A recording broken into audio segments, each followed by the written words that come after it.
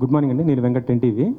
గతంలో మీరు యారీ నెంబర్ 1 ఒకటి టాక్ షో చేశారు కదా, దానికి దీనికి ఏం డిఫరెన్స్ ఏముంది? అసలు దానికి దీనికి ఏ సంబంధం ఉండదండి.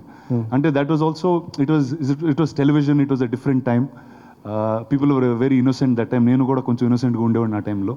దాని తర్వాత నేను ముదిరిపోయాను, జనాలు ఇంకా ముదిరిపోయారు. So I thought you need something very very different. So hence this.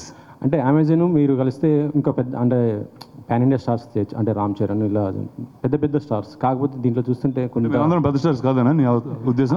మీరు కాదు, అలానే కాదు. అంటే మీరు అక్కడ చూస్తుంటే ఇప్పుడు పాన్ ఇండియా స్టార్స్ అంటే ఇప్పుడు అల్లు అర్జున్, రామ్ చరణ్, జూనియర్ ఎన్టీఆర్ అలాంటి వారితో స్టార్ట్ చేయొచ్చు. కానీ మీరు చూస్తుంటే ఇప్పుడు మొత్తం మిగతా టైర్ 2 స్టార్స్ లాగా కనిపిస్తున్నారు. అట్లా ఏమన్నా ట్రైన్లా టైర్ ఏంట్రా? టైర్ 1 టైర్ 2 ఏంట్రా? కదా ఈ బర్త్లు ఎవరు ఇచ్చారు చెప్పండి కదా. అంటే ఎలాగ ఉంటారు కదా సార్ ఫ్యాన్స్ కూడా. మీరు అంటే ఇప్పుడు కలెక్షన్స్ కానీ బయట కూడా సినిమాలు చూస్తే ఫస్ట్ డే ఎంత ఏంటి అట్లా ఉంటాయి కదా, దాన్ని బట్టే కదా మీరు కూడా. అండి లైక్ టుడే అంటే ఎందుకంటే there is business is a very small thing. It's govern by say 50 or 80 or 100 people. దానికి ఒక ఎకో సిస్టమ్, దాన్ని పబ్లిసైజ్ చేస్తూ ఉంటాం.